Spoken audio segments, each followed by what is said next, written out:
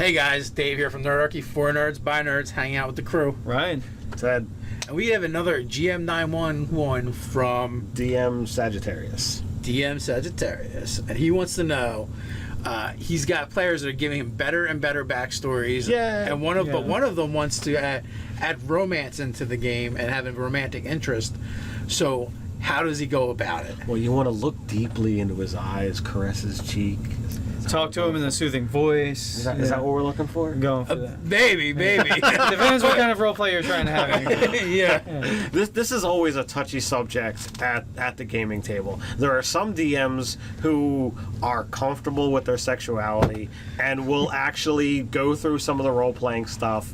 We're curious. You know, or they're curious, however you will. RPG curious.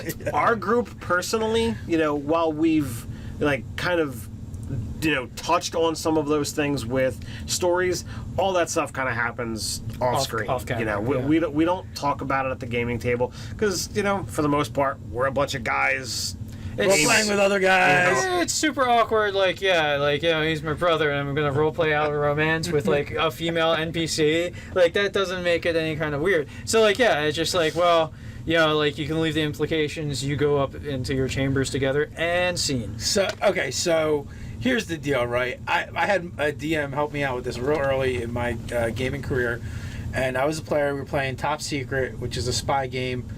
So you want to do the James Bond thing? There's, if you're playing that kind of thing, which means you have to sleep with whoever the female. There was actually a scene where first of all, it's super awkward doing this with another guy, and I was 14 at the time,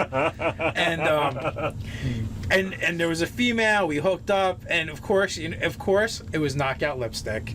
So there was what I learned right away, early on in my gaming career. Never let romance get involved in the game because it's always to your detriment. Yeah, it's either a secret agent spy, or it's a succubus. Always going to be a succubus. So But I think you want romance in your game, and not how to keep it out. Because normally I would just say make it a succubus, and that fixes this problem. Yeah. So I mean, you can have the off camera stuff. You can have the character seeking to gain affection and attention.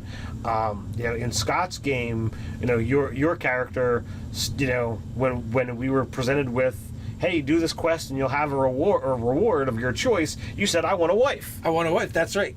Cat girl wife. So right.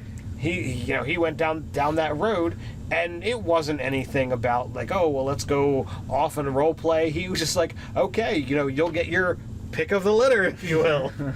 Oh, man. That's very racist against catfolk, I think. Yeah. I'm offended. Unsub everything.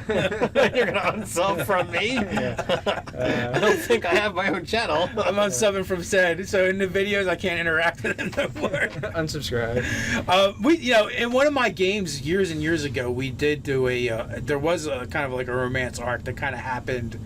Yeah, it was very third person and mostly off scene, where the one character actually started building a relationship with a sylph.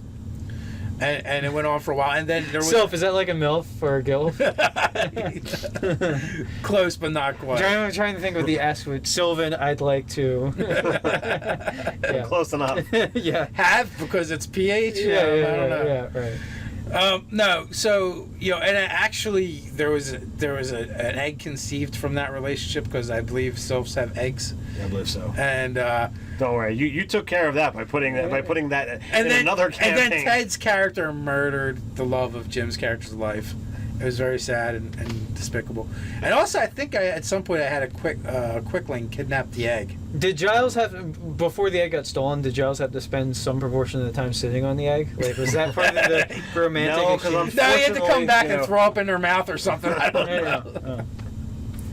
No, and what I was going to do was have the egg get corrupted by some kind of abyssal or fiendish because energies. me murdering the love interest wasn't enough. You had to go even further. No, I had to have I had to create a half self infused with demonic energies villain to pop up later in the story. Because this is entirely my fault, not yours. Yes, pretty much. Asshole. What were we doing a video about again? Romance. Romance.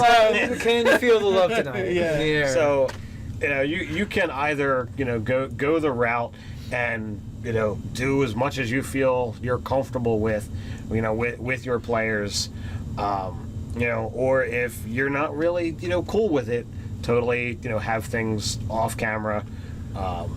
We've had some weird requests by players who have come to our tables, and sometimes it's like, all right, dude, that's enough.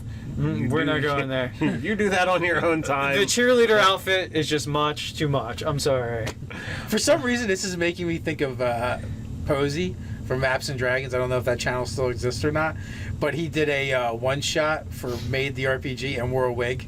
Well, yeah, that's so you could get a wig, and when you're role playing, if you happen to be a male player, I guess you could get a wig if you're a female player too. Yeah, there's women that have like collections of wigs. That's a thing. It's a thing. It's totally a thing.